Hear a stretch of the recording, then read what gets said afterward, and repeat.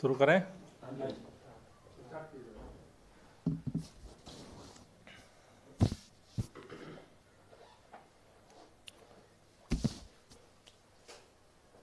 जैसा आप सब लोग जानते हैं कि दिल्ली में और दिल्ली के आसपास के एनसीआर के इलाके में सर्दियों के मौसम में प्रदूषण का स्तर बढ़ता है, जिसकी मुख्य तौर पर 2-3 वजहें होती हैं। पहला धूल की वजह से, दूसरा गाड़ियों के प्रदूषण की वजह से और तीसरा बायोमास बर्निंग। इन सोर्सेज के साथ साथ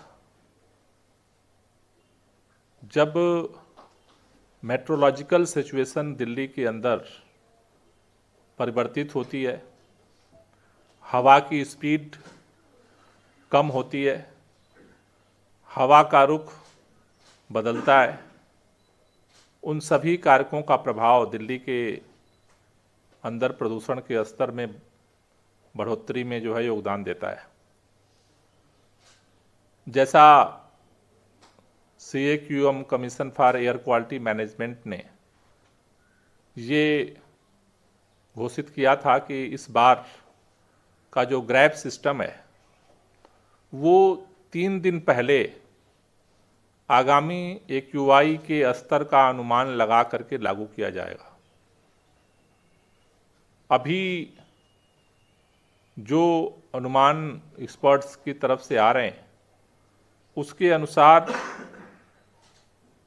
1 नवंबर से हवा की जो स्पीड है वो 4 से 8 किलोमीटर प्रति घंटा होने की संभावना दिख रही है। जो हवा का रुख है वो नॉर्थ वेस्ट की तरफ टर्न करने की संकेत मिल रहे हैं और उसके आधार पर ये संभावना जताई जा रही है कि 1 नवंबर से AQI का जो स्तर है वो 400 के ऊपर जाएगा, जो सीवियर कैटेगरी में है, और उसके अनुरूप ग्रैब का तीसरा स्टेज लागू करने के लिए कल CAQM ने मीटिंग करके डायरेक्शन जारी किया। आज हमने दिल्ली के अंदर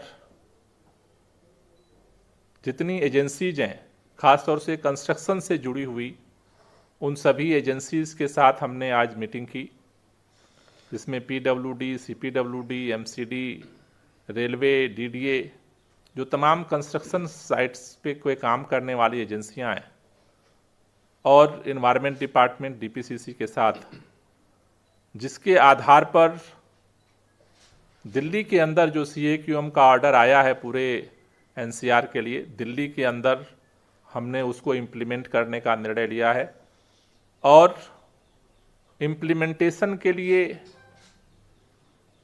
एक स्ट्रॉन्ग मॉनिटरिंग सिस्टम हमने तैयार किया है। क्योंकि कई बार हम देखते हैं कि डायरेक्शन होने के बावजूद भी, कंस्ट्रक्शन बैन होने के बावजूद भी अंदर खाने गतिविधियां चलती रहती हैं। इसके लिए आज हमने बैठक में अलग अलग डिपार्टमेंट्स के मॉनिटरिंग के लिए जो टीम बनाई है वो 586 टीमें अलग अलग डिपार्टमेंट्स के साथ मिलकर के बनाई गई हैं, जिसमें DMRC की 3 टीमें, NDMC की 1, PWD की 6 टीमें हैं, दिल्ली कंटोनमेंट बोर्ड की 4 टीमें, MCD की 300, DPCP की 33 टीमें, DSIDC की 20, CPWD की 6, DDA की 33, DJB की 14, रेवेन्यू की 165, इरिगेशन फ्लड डिपार्टमेंट और NHI की 1 टीमें हैं। ये टीमें आज से दिल्ली के अंदर जो कंस्ट्रक्शन डिमोल्यूशन काम पर बैन लगाया जा रहा है उसके मॉनिटरिंग के काम को अब करेंगे। पहले ये इंस्पेक्शन कर रहे थे कि जो डस्ट नॉर्म्स मैनेजमेंट हैं उनको लागू किया जा रहा है कि नहीं किया जा रहा है। अब चूंकि आज से बैन दिल्ली के अंदर किया जा रहा है, तो इसको जो है इम्प्लीमेंट करने के लिए ये काम करेंगी। जो कंस्ट्रक्शन और डिमोलिशन कामों पे जो बैन दिल्ली के अंदर लगाया जा रहा है, उसमें कुछ छूटें दी जा रही हैं जहां पे काम इस दौरान चलेंगे, लेकिन जहां पे छूट दी जा रही है वहां पर भी जो कंस्ट्रक्शंस के नॉर्म्स हैं उनको स्ट्रांगली फॉलो करना पड़ेगा। अगर इंस्पेक्शन में वो साइट्स कंस्ट्रक्शंस नॉर्म्स को, डस्ट मैनेजमेंट के नॉर्म्स को अगर फॉलो करते हुए नहीं पाई जाती हैं तो उन साइटों को भी बंद किया जा सकता है। जिन जिन गतिविधियों को इसमें छूट दी जा रही है उसमें रेलवे की सेवाएं और रेलवे स्टेशनों सहित मेट्रो रेल की सेवाएं, हवाई अड्डा और अंतर्राज्य बस टर्मिनल पे छूट रहेगी काम करने की। राष्ट्रीय सुरक्षा से संबंधित जो परियोजनाएं गतिविधियां हैं, अस्पताल से संबंधित गतिविधियों पे छूट रहेगी। रैखिक सार्वजनिक जो परियोजनाएं हैं जैसे राजमार्ग, सड़कें, फ्लाईओवर, ओवरब्रिज, बिजली पोषण पाइपलाइन आदि पे, सीवेज उपचार संयंत्र और जल आपूर्ति स्वच्छता परियोजनाओं में रहेगी। इसके साथ साथ दिल्ली के अंदर जो इंटीरियर वर्क है जैसे प्लम्बिंग का कार्य है किया जा सकता है इस दौरान। आंतरिक डेकोरेशन का जो काम है उसको किया जा सकता है। आंतरिक जो बिजली फिटिंग का काम है किया जा सकता है। फर्नीचर का काम जो है वो किया जा सकता है। तो इस दौरान इन कामों को करने की छूट रहेगी। जिन कामों पर पूरी तरह से जो प्रतिबंध लगाया जा रहा है उसमें कंस्ट्रक्शन डिमोलिशन पे बोरिंग, ड्रिलिंग के कार्य सहित खुदाई, भरने और मिट्टी के काम पर प्रतिबंध रहेगा पूरी तरह। निर्माण और बिल्डिंग संचालन सहित जो तमाम संरचनात्मक निर्माण कार्य हैं उस पर बंद रहेगा। डिमोलिशन के काम पर, विध्वंस के कार्य पर बैन रहेगा।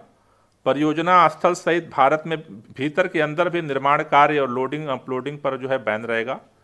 कच्चे माल के स्थानांतरण, मैनुअल रूप से फ्लाई ऐश सहित जो इस तरह के कार्य हैं उनके स्थानांतरण पर बैन रहेगा। कच्ची सड़कों पे वाहन के आने जाने पे बैन रहेगा। एनसीआर राज्य में सरकारें और जो आरएमसी का जो काम हो रहा है उस पर बैन रहेगा। ओपन जो ट्रेंच सिस्टम है, sewer line, water line, drainage कार्य जो ओपन में हो रहे हैं उस पर जो है बैन रहेगा। टाइलों, पत्थरों और अन्य चीज़ों के काटने पर बैन रहेगा। फर्श सामग्री के काटने बैन रहेगा। पीसने की जो गतिविधियां होती हैं उस पर बैन रहेगा। इस तरह की जो जितनी गतिविधियां हैं इन पर जो है वो बैन जो है वो लागू रहेगा। जैसा मैंने पहले कहा, मैं फिर इसको दोहरा देता हूं कि दिल्ली के अंदर आज से जो बैन लगाया गया है उसमें जैसा मैंने बताया कि कुछ कामों पर छूट है, लेकिन वहाँ पर जो डस्ट मैनेजमेंट के मेजर्स हैं उसको स्ट्रिक्टली फॉलो करना पड़ेगा। अगर वो फॉलो करते हुए नहीं पाए जा सकते हैं तो उनके भी काम को बंद करा दिया जाएगा। दूसरा, अभी जो रिपोर्ट आज डीपीसीसी ने हमें दी उसके अनुसार दिल्ली के अंदर जितने हमारे स्टेशंस हैं मेजर्स करने वाले पोल्यूशन, वो अभी 400 के नीचे हैं।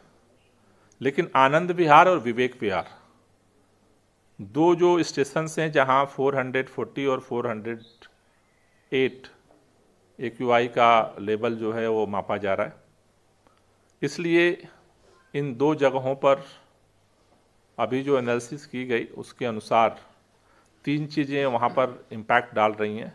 एक, वहाँ पर RRTC का काम चल रहा है तो उनको डायरेक्शन दिया गया है कि स्ट्रिक्ट जो है वो डस्ट मैनेजमेंट उसको फॉलो करें। दूसरा, सरकार की तरफ से एक स्पेशल ड्राइव वहाँ पे चलाया जा रहा है और वहाँ पर 15 हमने जहाँ पे पोल्यूशन लेवल कम है वहाँ से जो मोबाइल स्मॉग गन है उनको डाइवर्ट करके वहाँ पे स्टेशन हमने कर दिया है जो इसी एरियाज में वर्क करेंगे। 7 MCD ने वहाँ पर अपने स्प्रिंकलर लगाए हैं जो 24/7 वहाँ पे छिड़काव का काम करेंगे। अब हम फायर ब्रिगेड्स की जो गाड़ियाँ हैं उनको भी हम अब इस काम में लगा रहे हैं और फायर ब्रिगेड की गाड़ियाँ भी खासतौर से जो हॉट स्पॉट्स के एरिया हैं वहाँ पर उनके माध्यम से भी पानी के छिड़काव का जो है वो काम किया जाएगा। अभी तक पूरे दिल्ली के अंदर जो अभी सभी एजेंसियों ने जो हमें बताया है कि जो पूरे दिल्ली में 521 वाटर स्प्रिंकलर जो है अब दिल्ली के अंदर छिड़काव का काम कर रहे हैं। एंटी स्मॉग गन 233 जो स्टेशंस हैं उनको लगाया गया है अलग अलग कंस्ट्रक्शन साइट्स पे और जो 115 मोबाइल एंटी स्मॉग गन है जिसको हमने लॉन्च किया था वो भी पूरे दिल्ली के अंदर उस पर वो काम कर रहे हैं। आनंद विहार में 440 और 408 विवेक विहार में। तो अभी दिल्ली के अंदर सबसे ज़्यादा यहाँ पे मापा जा रहा है। तो उसमें जैसे हमने कहा एक तो डस्ट का है, दूसरा जो है मेरा खासतौर से उत्तर प्रदेश की सरकार से हाथ जोड़ के निवेदन है कि इन दोनों जगहों पे जो AQI बढ़ रहा है उसमें जो डीजल की बसें जो आ रही हैं पब्लिक ट्रांसपोर्ट, अगर उसका एक इम्पॉर्टेंट रोल मेजर किया जा रहा है बॉर्डर पे, तो मेरा उनसे निवेदन है कि अगर इसको अल्टरनेट कर सकें और वहाँ पे कम से कम NCR में अगर CNG बसों को चलाया जाए तो उससे कम ये जो बॉर्डर्स के एरिया में जो एकदम से AQI जंप कर रहा है उसमें थोड़ा सी गिरावट आ सकती है। आनंद विहार का पहले भी हायर ही रहा है हमेशा से, तो इसमें और क्या फैक्टर है? आपने RRCC का बताया कि कंस्ट्रक्शन चल रहा है, इसके अलावा भी क्या फैक्टर है जो उसमें तो मेजर फैक्टर वही है डीजल की गाड़ियां जो वहाँ पर जो बसें डीजल के ट्रांसपोर्ट का इम्पोर्टेंट रोल है और जिसमें ये डस्ट वाला RRTC का जो काम है वो उसमें शुरू हुआ है। तो इसीलिए डस्ट के कंट्रोल के लिए हमने ये मोबाइल एंटी स्मॉग गन को वहाँ पे हमने स्पेशली जो है फोकस करके स्पेशल ड्राइव चला रहे हैं। गोपाल जी कहीं शिफ्ट करने की भी बात की बहुत पहले, तो क्या उस पर भी कोई बात बनी है? नहीं, अभी तो उस पर हमारे नॉलेज में नहीं है। गोपाल जी, पराली जलाने के जो मामले हैं वो हर दिन बढ़ते जा रहे हैं, तो उस पर क्या हो रहा है? क्योंकि पंजाब हरियाणा में सबसे ज़्यादा पराली के मामले सामने आ रहे हैं, उस पर आप अभी देखिए अभी जो रिपोर्ट है करीब 1800 जगहों पे पराली जो है जल रही है। तो उसमें तो मेजर यही है कि अभी तो उतना नहीं है, लेकिन 1 नवंबर से अगर नॉर्थ वेस्ट की हवा का रुख चेंज होता है तो हवा का रुख बदलते ही फिर उसका भी इम्पैक्ट यहाँ पे आना और शुरू हो जाएगा। तो ये दोनों राज्यों में ये एक राज्य में जी 1800 जगह आपने कहा पराली जल रही है, ये किस राज्य का डेटा है? नहीं, ये जो डेटा है वो टोटल का है, हरियाणा पंजाब यूपी।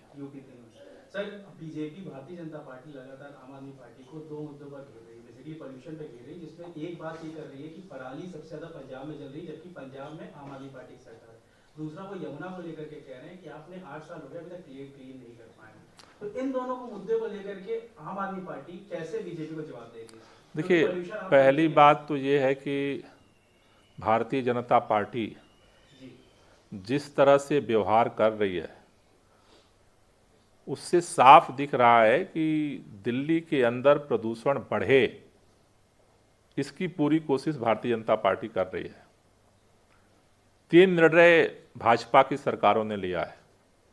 पहला निर्णय, पंजाब की पराली को लेकर के पहले से चर्चा होती रही, हमारी सरकार बनी, उस सरकार बनने के बाद किसानों से मुख्यमंत्री जी ने बैठक करी वहाँ पंजाब में, सबने मिलकर के एक रास्ता निकाला कि जो सब्सिडी दी जाती है किसानों को उसकी जगह पे उनको आर्थिक सहयोग दिया जाए जिससे कि उस पराली के घटना को रोका जा सके। उसके लिए आर्थिक सपोर्ट के लिए ये डिसाइड हुआ था कि 2,500 रुपये उनको दिया जाएगा, जिसमें से 500 रुपये पंजाब सरकार देने को तैयार हो गई। दिल्ली सरकार ने भी यह निर्णय लिया कि दिल्ली के ऊपर इसका इम्पैक्ट होता है, हम भी 500 रुपये देंगे। लेकिन केंद्र में भाजपा की सरकार ने जिस तरह से उस पूरे प्लान को मना किया, उससे इस बात का अंदाजा लगता है कि पंजाब में पराली कम हो, ये भाजपा की मंशा ही नहीं है। क्योंकि हम ये बार बार कहते हैं कि जो ये प्रदूषण की समस्या है वो एक राज्य की समस्या नहीं है, ये पूरे एयर सीट की समस्या है। सब मिल करके जब प्रयास करेंगे तभी इसमें कमी आएगी। दूसरा, हमने क्या देखा भाजपा का, पहला निर्णय पराली को लेकर हमने बता दिया। दूसरा, पटाखे जब बैन करने के लिए निर्णय सुप्रीम कोर्ट ने दिया तो भाजपा ने एड़ी से चोटी लगाया कि पटाखे जलाए जाएं। तीसरा, अभी हम देख रहे हैं 2 साल से दिल्ली के अंदर जब प्रदूषण का स्तर बढ़ता है, जैसे डस्ट पोल्यूशन को कंट्रोल करने के लिए हमने अभी कंस्ट्रक्शन पे बैन लगा दिया, सीओक्यूएम ने बैन लगाया। उसी तरह से जो व्हीकल पोल्यूशन है, गाड़ियों का प्रदूषण है, उसको कम करने के लिए रेड लाइट ऑन गाड़ी ऑफ कैंपेन हम चलाते हैं, 2 साल से चल रहा है। वही सारे नियम हैं, वही सारे सिस्टम है। इस बार एलजी साहब ने रोक लगा दी। पहले उन्होंने बहाना लिया तारीखों का, फिर तारीखें तो बदलनी थी, 28 का तो 29 होना था, 29 को 30 भी होना था। अब जब कोई रास्ता नहीं बचा तो तारीखों का पहले बहाना बनाया, फिर बोले कि जी समय नहीं था, 1 हफ्ते छुट्टी थी। जब छुट्टी खत्म हुई तो फाइल उन्होंने वापस कर दी। अब जब इस समय इमरजेंसी मेजर्स लेने की जरूरत है, उस समय हम दिल्ली के अंदर रेड लाइट ऑन गाड़ी ऑफ कैंपेन नहीं चला पा रहे हैं। ये भाजपा का निर्णय है। तो भाजपा किस मुंह से कह रही है प्रदूषण, तो चाहती है कि प्रदूषण बढ़े। पंजाब में पराली का प्लान बनाया, उसको उन्होंने कट किया। पटाखे को लेकर के सुप्रीम कोर्ट तक गए कि इसको किस तरह से बढ़ाया जाए। अभी रेड लाइट ऑन गाड़ी ऑफ कैंपेन हम चलाने के लिए प्रयास कर रहे हैं, उसको रोक लगाया जा रहा है। तो भाजपा कुछ कहने की स्थिति में नहीं है इसको लेकर के। फाइल में 31 अक्टूबर जो लिखा था उसको आप क्लेरिफाई कैसे करें? हम बहुत बार क्लेरिफाई कर चुके हैं। 31 अक्टूबर आज क्या तारीख है? आज 30 है। फाइल कहाँ क्या किया? अगर मान लो उसमें 28 तारीख होती तो एलजी साहब कहते कि अलाउ। आपने पहले क्यों प्रेस कॉन्फ्रेंस करके? पहले हमने ये किया था, मैंने उस दिन भी क्लेरिफाई किया था, जब प्रदूषण का स्तर बढ़ने लगा था तब सीएम साहब ने ये कहा था कि इसको पहले लागू किया जाए। हमने सार्वजनिक तौर पर प्रेस कॉन्फ्रेंस करके ये अनाउंस किया था कि 28 तारीख से इसकी तैयारी शुरू की जाए। ये कोई अंडरग्राउंड काम नहीं था, सार्वजनिक तौर पर ऐलान हुआ था। उनको तो रोकना था, तो डेट से क्या फर्क पड़ जाता है। एलजी ने जो सवाल उठाया है कि इसकी टेक्निकल और स्थायी समाधान की जरूरत है और कोई इम्पैक्ट असेसमेंट रिपोर्ट भी नहीं है, इसमें कितनी सच्चाई है? उन्होंने एक और चीज कहा सर, वॉलंटियर्स की सुरक्षा सेहत को में भी लेकर सवाल उठाया है। 2 बातें मैं इसको क्लियर कर दूं। अभी पूरा ग्रैब सिस्टम हम लागू कर रहे हैं। आज से हमने दिल्ली के अंदर कंस्ट्रक्शन डिमोलिशन को बैन कर दिया। इसका कोई असेसमेंट नहीं हुआ है कि पिछली साल जब कंस्ट्रक्शन डिमोलिशन बैन किया था तो कितना कम हुआ था। हम ये जो इतना वाटर स्प्रिंकलिंग कर रहे हैं उससे कितना कम होता है। जो पूरा ग्रैब सिस्टम और जो सारा इमरजेंसी मेजर लिया जाता है वो pollution source control management system के तहत किया जाता है। किस आधार पर कि किन किन चीजों की वजह से पोल्यूशन बढ़ता है। जैसे डस्ट पोल्यूशन बढ़ता है कंस्ट्रक्शन वर्क से, तो कंस्ट्रक्शन वर्क को बैन कर दिया गया। व्हीकल पोल्यूशन जो बढ़ता है उसको कंट्रोल करने के लिए 2019 में स्टडी हुई थी और सेंट्रल गवर्नमेंट की एजेंसी ने स्टडी की थी। उस स्टडी के आधार पर 2020 में हमने ये स्कीम शुरू की कि रेड लाइट पर जो बेवजह फ्यूल बर्निंग होती है उसको कंट्रोल किया जाए। एलजी साहब के फार्मूले से तो एक भी ग्रैब सिस्टम लागू नहीं हो सकता, क्योंकि आज तक तो कोई सर्टिफिकेट आया नहीं कि पिछली बार जो बैन हुआ था उससे क्या हुआ, ट्रकों का जब हम बैन किए थे उससे क्या हुआ, स्कूलों पे जब बैन किए तो उससे क्या हुआ। लेकिन रेड लाइट ऑन गाड़ी ऑफ जो हमने लागू किया, वो रेड लाइट ऑन गाड़ी ऑफ का जो कैंपेन है वो हमने 2019 के स्टडी के आधार पर लागू किया। 2019 में इंस्टीट्यूट ऑफ केंद्रीय सड़क अनुसंधान संस्थान ने स्टडी किया और उसकी स्टडी के आधार पर लागू हुआ 2 साल से। कितना परसेंट कम हुआ सर? उसके आधार पर उनका जो अनुमान है कि 15 से 20% व्हीकल पोल्यूशन को कम किया जा सकता है अगर रेड लाइट पर अगर गाड़ियों को बंद किया जाए, उनके जो हिसाब है उसके हिसाब से 60 से 70 हजार टन PM10 जो है वो पैदा होता है केवल रेड लाइट पे जब हम गाड़ी इंजन चालू रखते हैं। उसके आधार पर इसको लागू किया गया। दूसरी बात वो क्या कह रहे हैं, दूसरी बात उन्होंने कहा कि आप सिविल डिफेंस वॉलेंटियर चौराहे पे लगा रहे हो।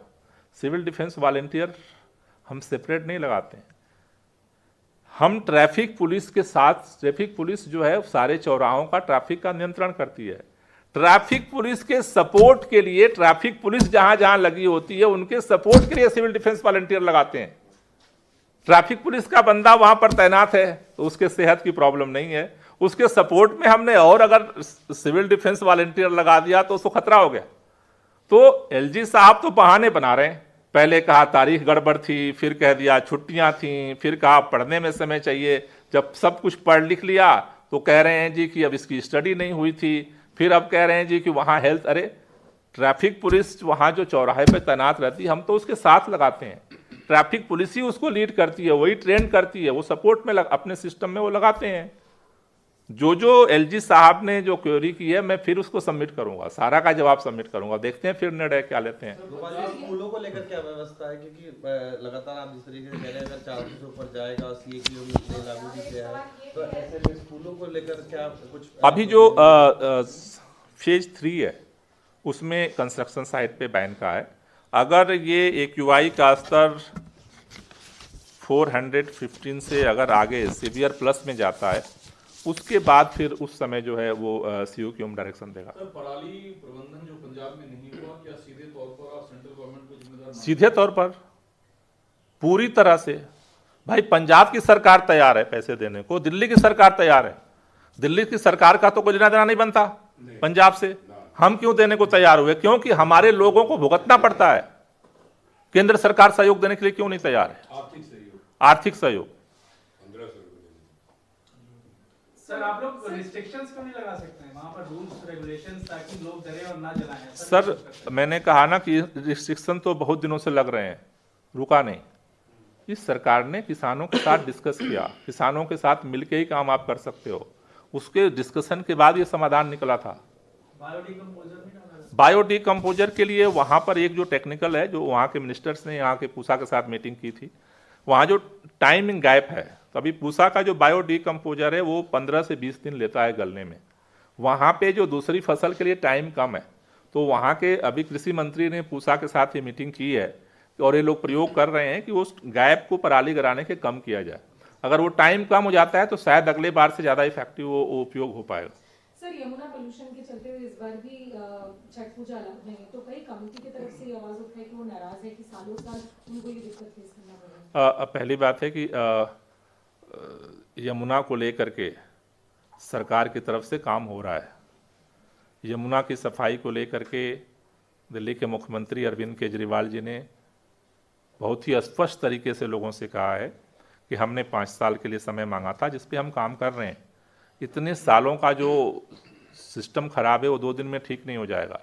जहाँ तक छठ पूजा की बात है, इस दिल्ली के अंदर 1100 जगहों पे छठ पूजा आज हो रही है। जहाँ तक भाजपा की बात आप कर रहे हो, भाजपा इससे नहीं परेशान है कि यमुना में जो है वो पॉल्यूशन है। भाजपा इससे परेशान है कि जब उसकी सरकार थी तो 40 जगह पे पूजा होती थी, आज 1100 से ज़्यादा जगहों पे पूजा हो रही है और धूमधाम से हो रही है। तो भाजपा की राजनीति अलग है और छठ पूजा की तैयारी और उस पूजा के लिए जो काम है वो अलग है। सरकार पूरी ताकत से कर रही है, पूरी भव्यता से कर रही है और पूरे दिल्ली के अंदर जो है वो छठ पूजा हो रही है। इससे पहले हरियाणा को लेटर लिखा जाता था कि पानी थोड़ा सा छोड़ दें ताकि पानी जमना साफ हो जाए। इस बार भी कुछ इस तरह की प्रतिक्रिया हुई थी? नहीं, पिछली बार भी बात हुई थी। इस बार तो देखिए पिछली बार क्या है कि पिछली बार जो उन्होंने पानी छोड़ा था उसमें झाग बहुत था, वो दिक्कत आई थी। तो इस बार जो है जहाँ जहाँ पे नोटिफाइड घाट हैं वहाँ पे हो रहे हैं। लेकिन छठ पूजा मैंने कहा कि छठ पूजा पूरे दिल्ली के अंदर 1000+ जगहों पर हो रही है और सब जगह तैयारी चल रही है। ग्रेड चालू है और कल रन फॉर यूनिटी है जो सेंट्रल के सरदार वल्लभ भाई पटेल की उसमें हो रही है। तो आपका ये क्या कहना है कि हेल्थ के लिहाज से वो कितना सेफ है AQI लेवल को देखते हुए? नहीं, वो तो जो डॉक्टर हैं वो ज़्यादा बेहतर एडवाइस कर पाएंगे। इसके अलावा एक सेकंड, एक सवाल लीजिए कि स्वाति मालीवाल जो चेयरपर्सन और भी इस पे गोपाल यमुना में जो झाग निकल रहा है, दिल्ली सरकार का क्या कहना है, क्या कारण है ये झाग का? और एक साल नहीं है, पहली बार नहीं है, सालों से निकलता है। मेरे ख्याल से इस पर कई बार बात हो चुकी है कि जो जब पानी जो जहाँ से खास तौर से अभी इस बार जो है वो कालिंदी कुंज एरिया में, जहाँ से यूपी से जो पानी बैराज से गिरता है वहाँ पे वो हो रहा है, तो वहाँ पर जिस तरह से अगर बहुत स्पीड से जब पानी जाता है तो वहाँ पे वो झाग पैदा होती है। तो अभी तक जो साइंटिस्ट हैं जल बोर्ड के, उनके तो यही रिपोर्ट है। Thank you.